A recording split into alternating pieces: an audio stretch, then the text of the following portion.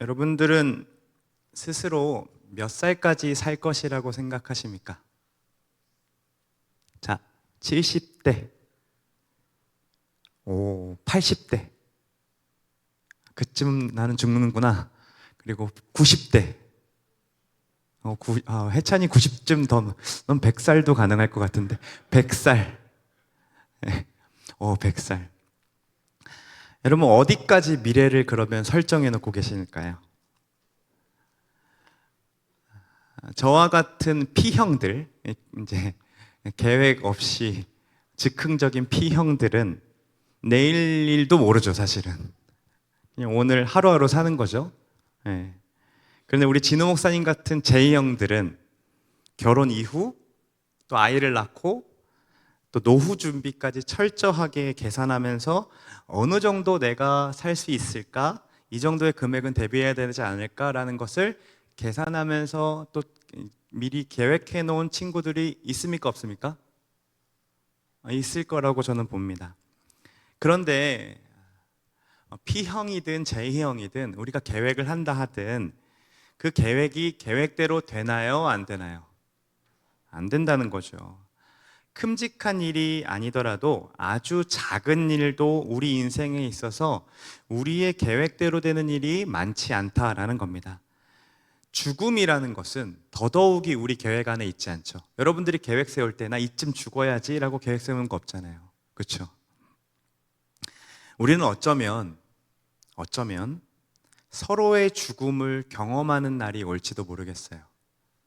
여러분들의 장례식장에 제가 먼저 갈지, 제 장례식장에 여러분이 먼저 올지는 모르겠지만 우리는 아마도 피할 수 없이 서로의 죽음에 대해서 맞닥뜨리게 될 것이고 거기에 되게 아쉬워하게 될 것이고 거기에 아파하게 될 것입니다. 왜냐하면 죽음은 정말로 우리가 알 수 없이 찾아오는 것이기 때문인 거죠. 필연적으로 맞닥뜨릴 수밖에 없는 죽음은 우리에게 엄청난 공포를 줍니다. 죽음이 전혀 우리의 삶과 무관하지 않죠. 우리 일상 가운데 언제라도 경험할 수 있음을 요즘 시대에 더 많이 느끼는 것 같아요. 지난주 서현역에서도 01동기였어요. 최원종이라는 청년이 차를 타고 인도로 돌진해서 사람들을 5명을 치고 백화점, 우리 잘 가는 AK 프라자죠.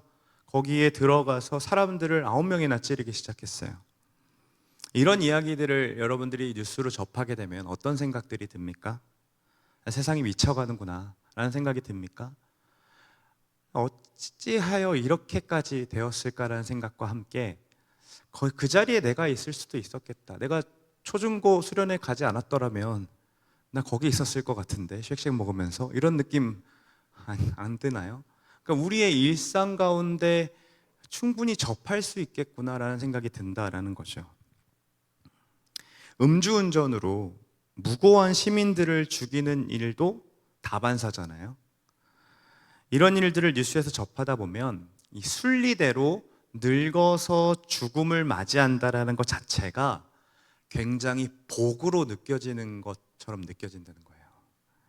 이와 같은 불안의 시대, 정말로 일상을 살아나는 것도 너무나도 불안한 이 시대 속에서 우리는 어디에서 불안을 극복하고 살아낼 힘을 얻을 수 있을까요? 오늘 우리는 이 사도신경을 그동안 이렇게 좀 살펴보면서 사도들이 했던 고백마다 어떤 의미가 담겨져 있고 그것이 어떻게 우리에게 위로를 주었는지에 대해서 이렇게 나누었거든요. 그리고 이제 마지막으로 바로 이 부분에 대해서 나눌 거예요. 몸이 다시 사는 것과 영원히 사는 것을 믿사옵나이다. 아멘. 이 마지막에 우리가 선포하는 이 고백에 대해서 이 고백이 어떤 의미를 담고 있는지, 특별히 정말로 우리가 그 영원한 생명을 믿는 자인지에 대해서 점검하고 좀 한 번 더 하나님의 말씀을 좀 보려고 합니다. 우리는 분명히 죽죠. 맞습니까? 그러나 다시 살 것을 믿으십니까? 다시 살아나는 것뿐만 아니라 여러분 영원히 살게 될 것을 믿으십니까? 영원히 살 수 있대요. 진짜로 정말로 믿으십니까? 그러면 영생이 주어졌음을 우리에게 아는데 왜 우리는 영생을 믿지 못하는 것처럼 살아갈 때가 있을까요? 첫 번째는요, 우리가 영생을 믿지 못하는 이유가 있는데 맛보지 못하기 때문에 그렇습니다. 그러니까 이게 맛을 모르기 때문에 그렇습니다. 여러분, 에스프레소를 좋아하는 분 있으십니까? 저는 신혼여행으로 이탈리아 피렌체에 가가지고 에스프레소를 처음 접해봤어요. 가이드분이 이제 따라주시는 게, 그러니까 알려주시는 대로 먹었는데 진짜 끝내줬습니다. 그 커피숍 이름이 진리 커피거든요. 진리? 그런데 정말 커피계에 정말 진리 같았어요. 너무 맛있어서 어느 정도였냐면 제가 그날 하루를 돌아다니면서 7잔을 마셨어요. 잠깐만 우리 한 잔 먹고 가자 그래서 이렇게 툭 털고 다시 또 가다가 또 어디 갔다가 또 툭 털고 중앙에 있었기 때문에 어딜 가든 거기에 보이는 거예요. 그 이후로 제가 한국에 와서 그 커피 맛이 너무 그리운 거죠. 그래서 커피를 잘한다는 집에 가면 에스프레소를 꼭 마셔봤어요. 근데 그 맛이 안 나는 거예요. 그 달콤한 맛이. 그래서 늘 이탈리아를 그리워했습니다. 그 드림투어 유럽 간다니까 이렇게 괜히 부러운 거예요. 지난번에 샘플한 가가지고 에스프레소 먹었을 때 그 맛 아니었거든요. 근데 요즘에서야 이제 에스프레소 바가 유행하기 시작하면서 제가 가끔 신방하면 청년들을 데리고서 에스프레소 바를 데려갑니다. 사심도 채우고 같이 나누기도 하고. 근데 갈 때마다 청년들이 그래요. 그걸 왜 마셔요? 그 쓴 걸 왜 마셔요? 마치 제가 객기를 부린다는 듯이 쳐다보면서 얘기하는 거예요. 그런데 이게 믿고 먹어봐. 한 잔만 먹어봐. 그래서 이제 제가 가이드가 저에게 소개해 준 것처럼 설탕 하나를 딱 떨궈주고 그 다음에 살짝만 딱 저어서 한 방에 마셔야 돼. 끝까지 설탕이 녹을 때까지. 그래서 딱 보면 그때 애들이 바뀝니다. 어떻게 바뀐지 아세요? 맛있네요 라고 바뀌어요. 그리고 그 자리에서 2잔, 3잔을 그냥 먹는. 그러니까 저번에 3명이서 가서 9잔을 시켜 먹었어요. 갑자기 영생을 이야기하다가 웬 에스프레소인가 라고 할 수 있겠지만 우리가 영생을 믿지 못하는 이유는 이와 같아요. 왜 그러냐면 영생에 대한 맛을 본 적이 없기 때문에 그래요. 그러니까 우리는 현생이 더 중요한 거죠. 두 번째 영생이 중요하게 느껴지지 않는 이유가요, 바로 우리가 잘 까먹기 때문에 그렇습니다. 진우 목사님이 미국에 다녀와서 이 미국 버거를 먹고 난 뒤에 이런 고백을 했어요. 버거의 세계관이 바뀌었다고. 그동안의 버거는 아무것도 아니었다는 거죠. 물론 동부로 간 저들은 서부의 인앤아웃을 먹어보지 못했잖아요. 어찌되었든 그런 버거들을 먹고 나면 여러분 맥도날드 패티는 그냥 종이를 씹는 것 같아요. 정말이에요. 그래서 그동안 미국에 다녀오고 난 뒤에 한동안 맥도날드를 먹을 수가 없었어요. 그런데 영생을 믿지 못하는 이유가 뭐라 그랬어요? 까먹어요, 그 맛을. 그러니까 까먹으니까 인앤아웃이 가까이 있으면 먹으러 갈 텐데 없으니까 까먹어서 우린 어디로 갑니까? 맥도날드 가서 19버거 먹는 거예요. 조금 패티 두꺼운 걸로. 맛보지 못했고 매번 까먹기 때문에 이미 우리에게 영생이 주어졌지만 믿지 못하고 누리지 못한다라는 거죠. 그러면 만약에 영생을 믿지 않는다면 우리는 어떻게 살게 될까요? 영원한 생명을 믿지 않는다라는 것은 우선 기독교가 의미 없어진다라는 것과 같아요. 죽음을 이기지 못했다는 거니까요. 결국 기독교도 다른 종교와 다를 바가 없는 종교가 있는 거죠. 그러면 기독교는 현생에서의 삶을 더 좋게 만드는 것이 더 중요하기 때문에 기도를 많이 하면 할수록 뭐가 쌓여야 됩니까? 돈이 더 많이 들어오든지 내 일이 잘 되어야만 돼요. 그게 현생의 종교니까요. 교회 봉사를 열심히 하는 것도 자신의 가치를 더 드러내는 것으로 사람들에게 인정받는 것이 더 중요해지게 됩니다. 왜냐하면 현생이 더 중요하기 때문에요.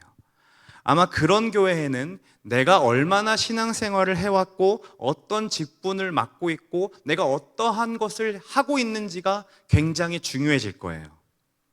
마치 계급장처럼요.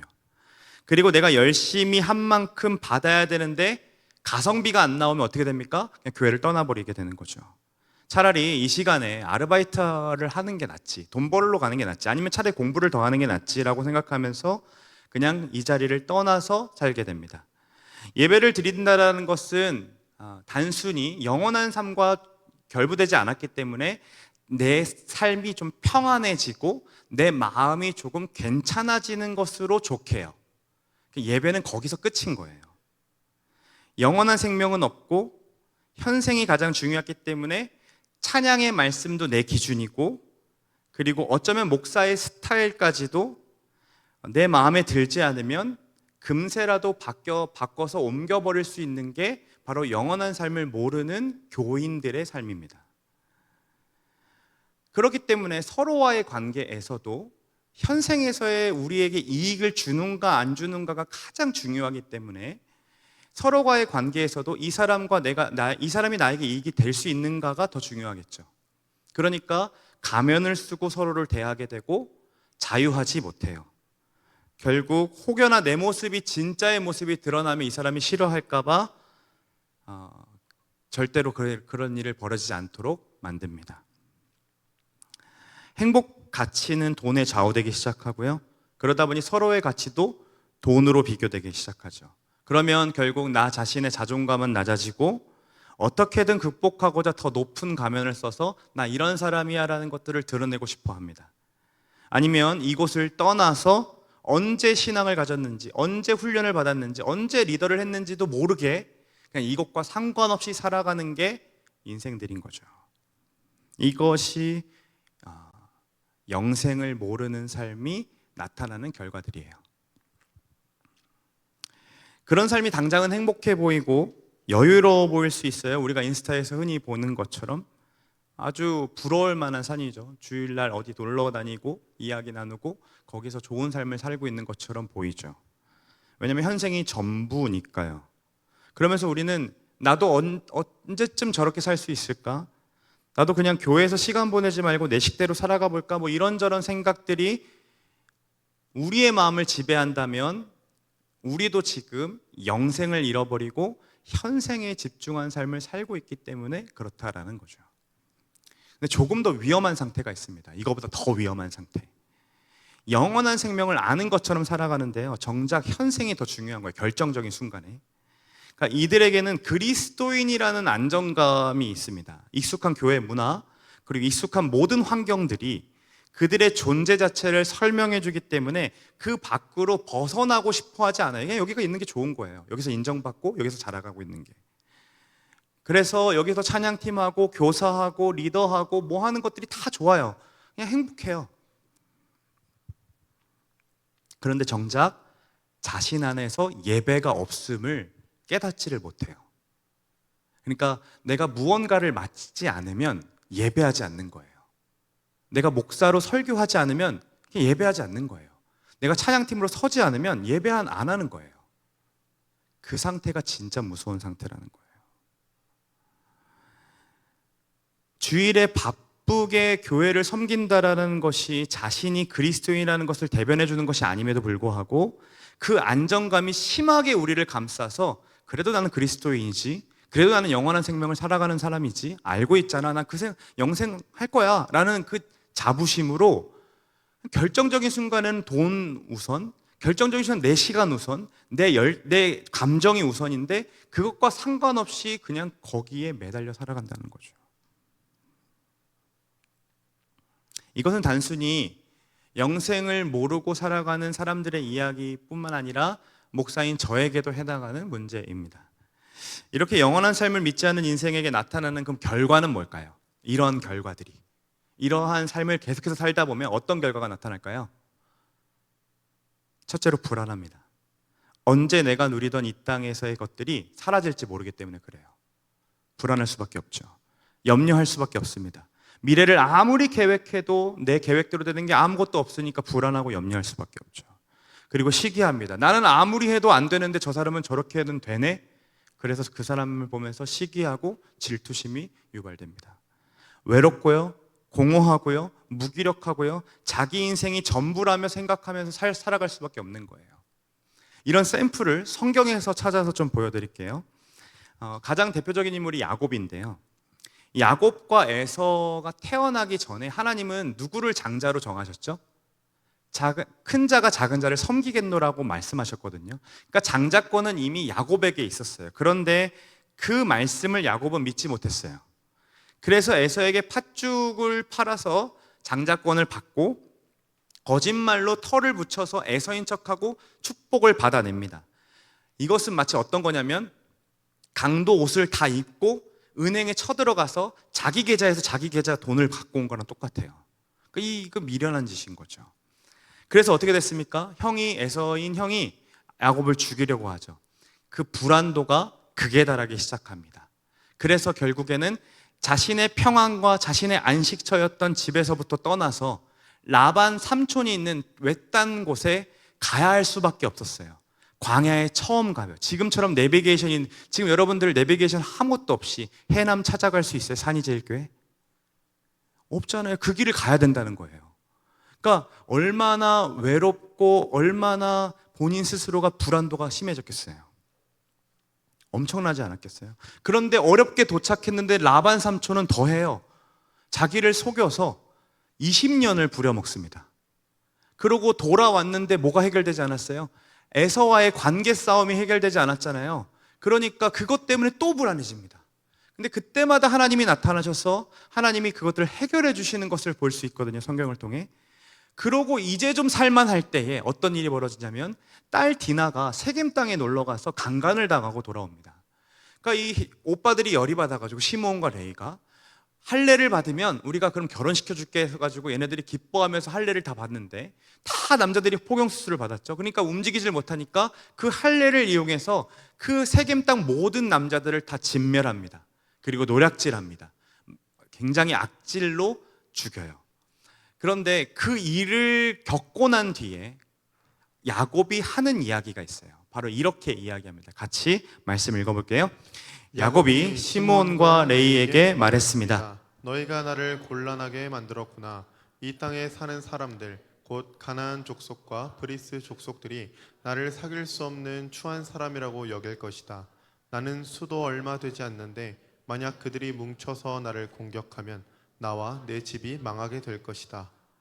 광야에서 분명히 베델 가운데 하나님을 만났을 때 하나님이 과연 여기 계시구나라고 생각하면서 담대하게 갔던 이 야곱이었는데 지금 보시면 야곱의 시각이요 다 현생에 머물러 있음을 볼 수 있어요. 그렇죠? 이웃들을 걱정하고요. 나는 수가 얼마 되지 않아. 우리가 똑같잖아요. 저 사람들이 나를 싫어하면 어떡하지? 나는 돈도 없는데, 나는 자격도 없는데, 나는 직장도 없는데 이런 것들로 걱정하며 살아가는 거예요. 그리고 그의 말에 주어가 지금 뭘로 사용됩니까? 나. 자기중심적이죠. 그러니까 영원한 영생을 잃어버린 삶의 이 결과가요. 결국에는요. 자기중심적으로 사고할 수밖에 없다라는 거죠. 지금 디나가 강간당해서 아파하고 괴로워하고 있는 것에 대한 아빠로서의 그 감정이입이 없어요. 그저 그냥 자기가 지금 위태롭게 될까봐 걱정인 거예요. 여러분, 이렇게 영원한 삶을 믿지 않기 때문에 자기 중심적으로 사고하게 되면 내 시간, 내 재정, 내 성공과 내 안위가, 내 편안함이 가장 중요할 수밖에 없습니다. 다시 여러분들에게 질문합니다. 여러분들이 어떤 훈련을 받았건 상관없어요. 어떤 봉사를 하고 있건 상관없어요. 여러분들이 지난주에 뭐 어디 가서 훈련받고 어디 가서 교사로 봉사했고 이거 상관없어요. 다시 여러분들에게 질문합니다. 여러분들은 정말로 영생을 믿는 사람들입니까? 여러분 영원히 살 것을 여러분들 정말로 믿으십니까? 여러분의 몸이 죽었다가 다시 살 것이며 영원히 사는 것을 정말로 여러분 믿으십니까?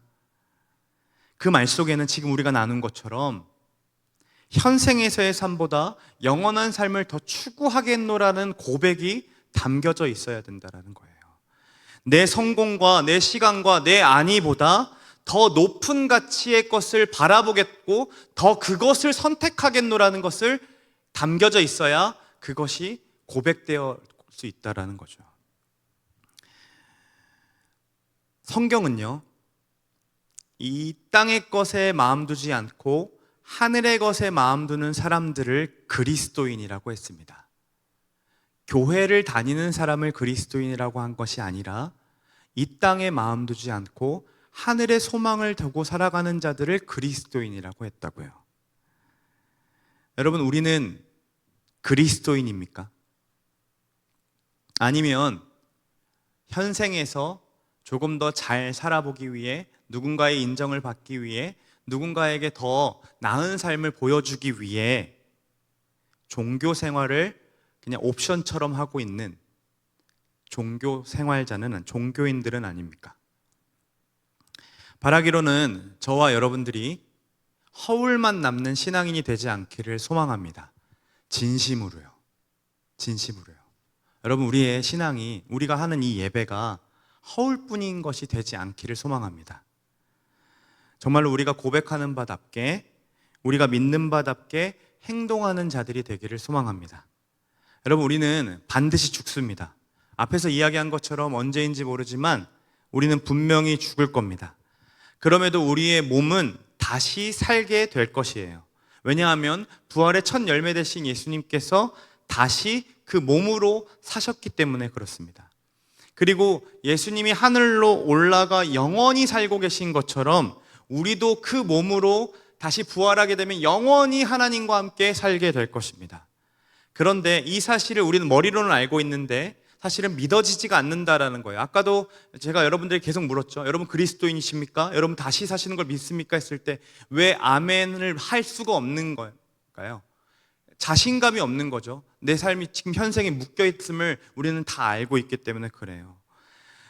여전히 불안하고 염려하는 세상 속에서 영원한 생명을 얻는다라는 것이 사실은 우리에게 위로가 되는가 안 되는가를 생각해 보면 그게 그렇게까지 뭐 중요한 일인가? 그냥 죽으면 그냥 영생 사는 거 아닌가? 현생과 무슨 상관이 있다고 자꾸 영생에 대해서 얘기하는 거지? 라는 생각이 든다라는 거죠. 여러분, 그런데 영원한 생명은요, 우리가 죽어서 누리는 삶뿐만 아니라 지금 이 땅에서도 누릴 수 있다라고 얘기했는데요. 그것이 어떻게 위로가 되는지 하이델베르크 요리분답에 이렇게 나와 있습니다. 육신의 부활이 당신에게 어떠한 위로를 줍니까? 같이 한번 읽어볼까요? 이 생명이 끝나는 즉시 나의 영혼은 머리 대신 그리스도에게로 올려질 것입니다. 또한 나의 이 육신도 그리스도의 능력으로 일컬음하라. 나의 영혼과 다시 결합되어 그리스도의 영광스러운 몸과 같이 될 것입니다.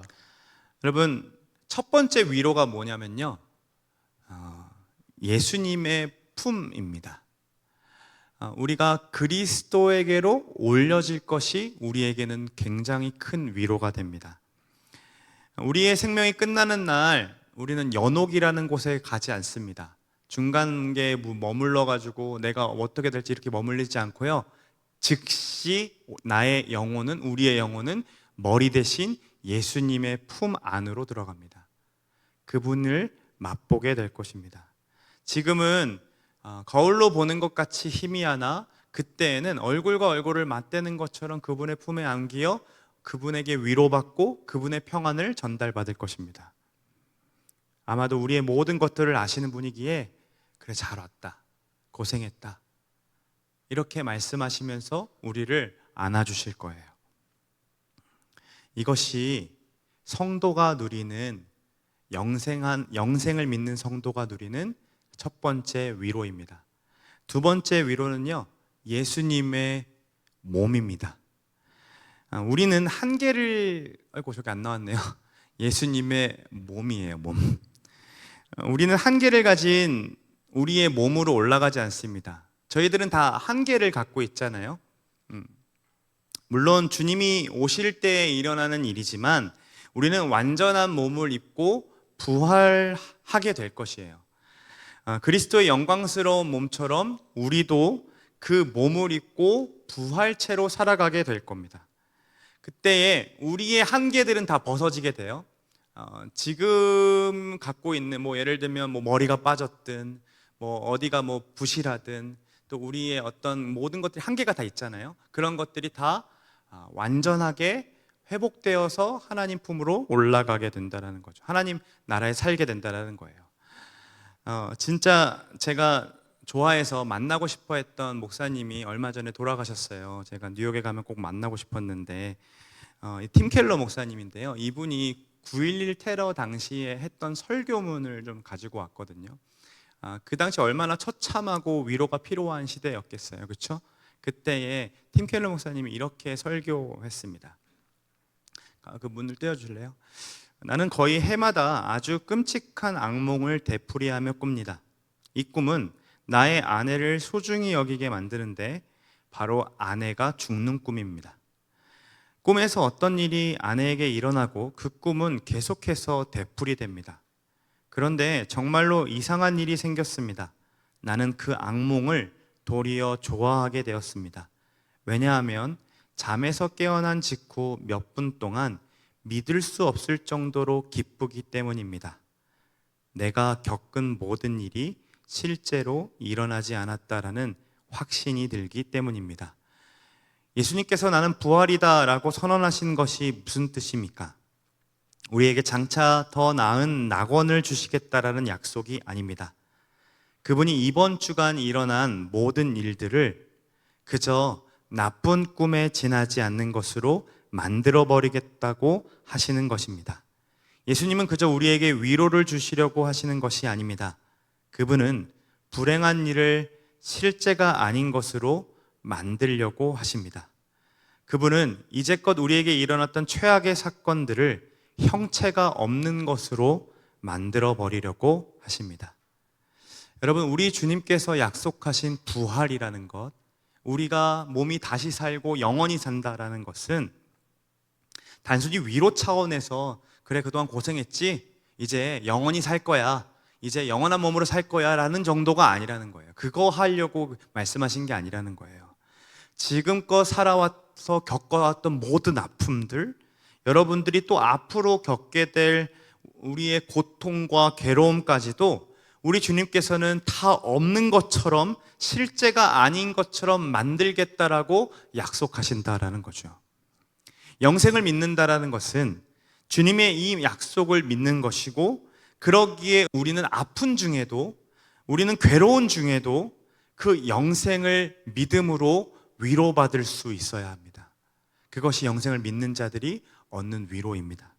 그런데 놀라운 것은 그 영생이 단순히 미래에 우리가 경험하는 것이 아니라 지금도 경험할 수 있다는 것인데, 하이델베르크 58문답 바로 뒤에 문답을 보면, 제가 못 고쳤는데 58문답을 보면 영원한 생명은 당신에게 어떤 위로를 줍니까? 라고 하는데, 그때에 내가 이미 지금 영원한 즐거움을 마음으로 누리기 시작한 것처럼 이라고 얘기합니다. 그러면 이 생명이 끝나면 눈으로 보지 못하고 귀로도 듣지 못하고 사람의 마음으로도 생각하지 못한 완전한 복락을 얻어 영원히 하나님을 찬양할 것입니다 라고 얘기하죠. 우리의 생명이 끝나면 받게 되는 그 복이 있는데, 그 복은 우리가 지금 상상하지 못할 정도로 놀라운 하나님 나라를 얻는다라는 겁니다. 그런데 앞이 중요해요. 그 하나님 나라가 지금은 경험할 수 없지만 어떻게 합니까? 내가 이미 지금 영원히 즐거운 마음으로 누리기 시작한 것처럼, 그러니까 우리가 조금은 맛볼 수 있다라는 거죠. 그 하나님 나라를 마치 데모 파일, 그러니까 베타 버전을 경험하듯이 우리가 그 하나님 나라를 맛볼 수 있다라는 거예요. 그럼 그게 어떻게 가능하게 하셨을까요? 이 자기중심적인 야곱을요, 하나님께서 가만두지 아니하시고 어떻게 하시냐면 찾아가셔서 하나님께서 이렇게 말씀하십니다. 같이 말씀을 한번 읽어볼까요? 함께 있습니다. 하나님이 야곱에게 이르시되 일어나 베델로 올라가서 거기 거주하며 내가 내 형 에서의 낯을 피하여 도망하던 때에 내게 나타났던 하나님께 거기서 제단을 쌓으라 하신지라. 여러분, 어디로 올라가라고 합니까? 베델로 올라가라고 합니다. 앞에서 얘기한 것처럼 베델은 야곱이 하나님을 처음 만났던 장소였습니다. 아빠의 하나님, 엄마의 하나님이 아니라 나의 하나님으로 처음 만났던 장소였습니다. 그리고 하나님 앞에 그 베개로 삼던 돌을 세워서 제단을 쌓고 하나님을 예배했던 장소였어요. 하나님은요, 자기밖에 모르고 자기가 전부였고 이 현생이 전부였던 야곱의 시각을 눈을 돌려서 어디로 향하게 하냐면 하나님 한 분을 바라보게 합니다. 그리고 하나님 한 분을 예배하게 해요. 그때에 자기중심적인 사고가 바뀌게 된다는 거예요. 그리고 그때 현생에 박혀가지고 생각하지 못했던 모든 것들이 영원한 삶을 바라볼 수 있도록 인도한다는 거죠. 무엇이? 예배가 그렇게 한다라는 겁니다. 그리고 그것에 정착하기로 결정하는데 하나님이 어떻게 하시는 줄 아세요? 여전히 두려움은 여전했거든요. 그런데 하나님이 어떻게 하시냐면 하나님이 그 사명골들을 크게 두렵게 하십니다. 그래서 야곱의 아들들 추격하는 자가 없도록 하시는 거죠. 세겜 땅 다 휘짓고 돌아가서 누군가가 나를 죽일 수도 있다라는 그 두려움 때문에 지금 난리가 났었는데 하나님이 너 예배해라고 한 다음에 하나님이 알아서 그 두려움들을 제거해 주세요. 이게 하나님이 우리 인생들을 인도하시는 방식입니다. 예배를 회복하니까요, 자기중심적인 사고가 바뀌어요. 예배를 선택하니까요, 불안했던 모든 것들이 사라집니다. 현실은 여전하죠. 그러나 하나님이 보호해 주심을 예배를 통하여서 누리게 된다라는 거예요. 이 생에 뿌리받아 두려워했던 모든 것들이 영혼으로 눈을 돌리기 시작하니까 아무것도 아니구나라는 것들을 깨닫게 된다라는 거죠. 그렇다면 우리도 지금 가능하지 않을까요? 우리도 가능해야 되는 게 마땅한 거 아닐까요? 여러분, 우리도 영생을 누리는 삶 가능합니다. 첫 번째는요, 아까 뭐라 그랬습니까? 예수님의 품 안에 있겠다 그랬죠. 우리가 죽게 되면 지금도 예수님 품 안에 있다면 우리는 가능합니다. 그러니까 우리는 예수님 품 안에서 지금도 그분 곁에 있을 때에 그분이 주는 영원한 기쁨과 위로를 맛볼 수 있다는 거죠. 여러분이 어디에 있든 상관없이 그곳이 예수님 품 안이라면 그곳에서 분명한 위로를 얻을 수 있고 그곳에서 분명한 기쁨을 얻을 수 있습니다. 그리고 그곳이 우리의 일상이라면 예수님 품 안에 있을 때 그 자리가 곧 하나님 나라가 될 수 있다는 거죠. 그리고 두 번째는 그리스도의 몸인데요. 아까 그 그리스도의 몸은요, 한계 없는 온전한 몸이라 그랬죠.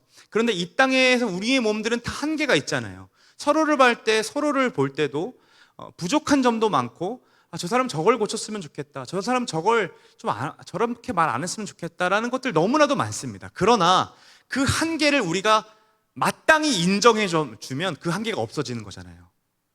그 사람의 한계를 우리가 인정해 주기 시작하면 그 사람의 한계가 없어지는 거잖아요. 그러면 우리는 그 자리에서 온전한 몸으로서 서로를 교제할 수 있게 되고 그 자리가 바로 하나님 나라를 누릴 수 있는 자리가 된다는 거예요. 지난주에 여러분들이 그렇게 교회를 섬겼습니다. 한계가 많은 여러분들이 더위라는 상황과 여러 가지 것들을 극복하고 여러분들이 교회 어르신들, 우리 교회의 모든 동역자들을 섬겼어요. 내 시간, 내 재정이 아까워하는 시대 속에서 정말 아낌없이 열심을 다해 여러분들이 섬겨주었어요. 그래서 제가 오후 예배에 올라와서 블레싱을 소개하고 여러분들이 이끄시는 하나님을 자랑하기 위해 설교하러 올라갔는데 성도님들의 얼굴이 이미 행복해 보이시는 거예요. 왜냐면 이미 많이 이렇게 누리셨거든요. 여러분들이 얼마나 귀하게 섬겨줬는지, 여러분들이 얼마나 귀한 사랑을 대접했는지 아시는 거죠. 그렇게 여러분들이 한계 없이 그 온전한 몸처럼 우리 교회를 섬겨주었을 때에 여러분 자체가 복이 되어서 그 복이 흘러가기 시작했거든요. 그리고 그 복이 다시 우리에게도 흘러왔습니다. 후원과 섬김을 바란다고 요청했는데요. 여러분 12시, 지금 오후 12시에 저희가 최종 집계했는데 얼마 들어왔을 것 같아요? 플로잉이 1,100만 원 들어왔어요. 이게 말이 됩니까, 여러분? 저희가 행정팀에서 식사 섬김할 때 600만 원만 들어와도 좋겠다라고 생각했어요. 여러분들 왕복으로 버스비가 얼마인 줄 아세요? 왕복 버스비가 500만 원 들어요. 그러니까 여러분들 한 사람이 버스 비용으로 이용하는 것이 5만 원이에요. 한 사람당. 식비가 얼마나 될까요? 그러니까 이런 거 따지기 시작하면요, 7만 원은 진짜 우스워요. CCC 수련회처럼 27만 원 받아야 됩니까? 근데 그게 중요한 게 아니라 그것을 같이 공유했을 때에 뭐 이렇게 노골적으로 얘기하지 않았어요. 블레싱이 뭔지, 그리고 여러분들 청년들이 왜 이러한 섬김을 할 수 있는지에 대해서 얘기를 했는데 넘치도록 부어주신 거예요. 그런데 제가 이 명단을 쭉 봤는데요, 눈물이 났어요.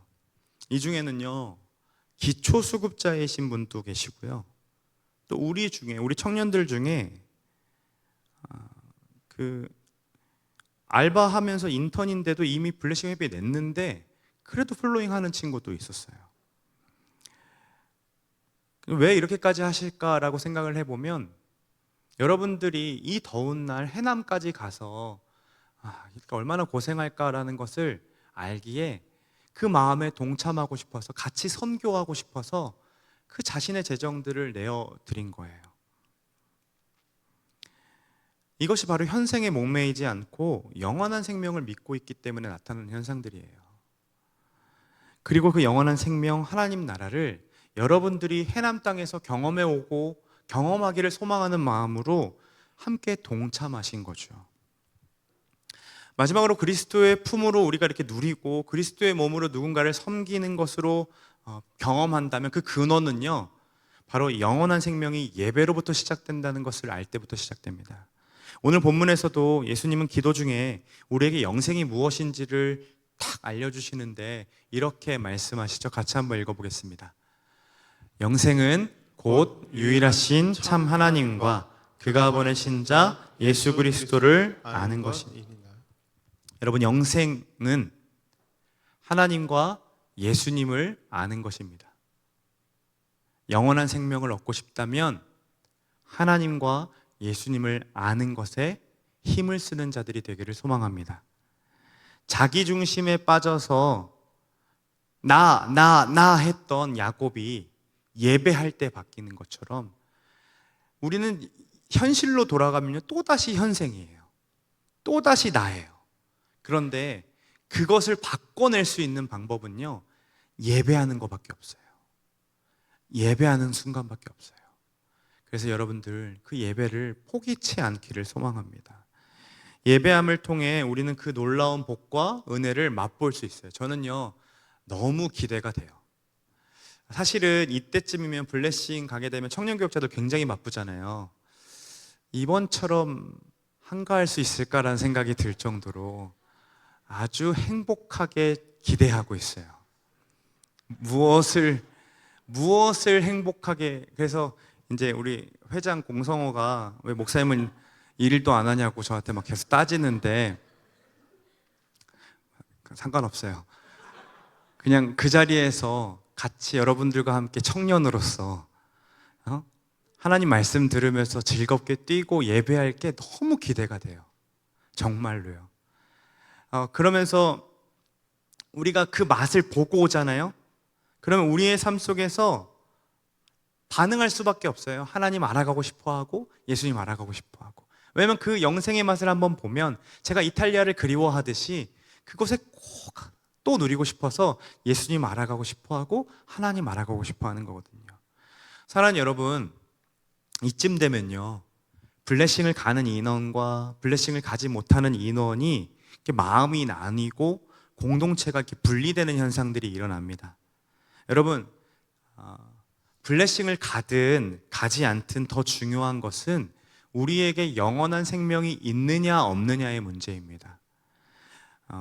믿는다면, 그 영원한 생명을 믿는다면 내 중심, 내 편의, 내 유익을 구하려던 것들을 잠시 내려놓고 예수님 품에서 위로받고 예수님 몸으로 한계를 뛰어넘을 수 있어야 해요.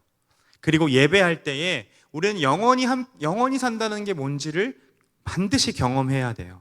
아주 희미하게 맛보게 될 거예요. 우리 천국의 그 기쁨을 아주 희미하게 맛보게 될 것인데, 그 희미한 부스러기 같은 그 은혜가 우리 모든 것들을 채우는 것을 경험하게 될 거예요. 그래서 좀 부탁하는데요, 블레싱 현장에 있든 없든 여러분들이 그 시간에 블레싱 할 수 있었으면 좋겠어요. 우리 보내신 삶의 현장에서. 그리고 앞에서 얘기했던 것처럼 예배를 놓치지 않으셨으면 좋겠어요. 정말로요. 왜냐하면 또 갔다 와가지고 간 사람만 예배 드리고 가지 못한 사람 예배 못 드려가지고 또 거기서 또 분리되는 현상들 일어나지 않으려면 우리가 함께 그 예배를 드리는 거 너무 중요한 거거든요. 우리의 몸이 어디 있든지 정말로 그 예배를 사모하고 기대하는 마음으로 이번 한 주 그렇게 보내는 우리 모두가 되기를 소망합니다. 제가 이 설교 찬양으로 뭘 할까 준비하다가요, 이 찬양이 자꾸 생각이 나는데요, 이 찬양만 들으면 그때 그 천국의 기억이 생각이 나서 울컥울컥해요. 그래서 우리 청년들, 우리 예양 친구들에게 부탁을 좀 했어요. 불러달라고. 같이 좀 나와주실래요?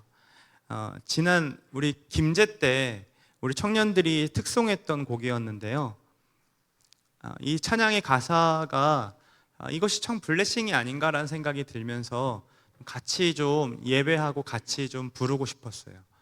우리 이 가사를 좀 같이 묵상하면서 함께 고백해 봅시다.